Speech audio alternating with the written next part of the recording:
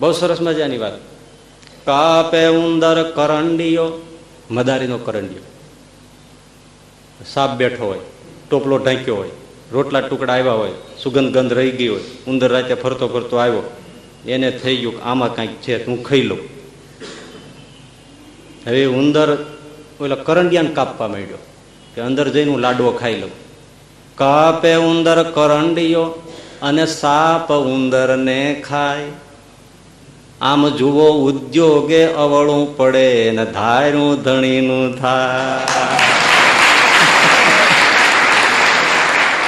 હવે એ તો વિચારો મહેનત કરી રોટલો ખાવા ગયો હતો, એમાં ઓલો સાવ નવરો ધૂપ બેઠો હતો, એને ઘરે બેઠા ભોજન આવ્યું. લ્યો હવે આમાં કઈ ઠેકાણું રહે છે ભાઈ? ઓલો નિરાતે સૂતો હતો, એને ખોળામાં રોટલો પડ્યો. જિંદગી બહુ રહસ્યમય છે.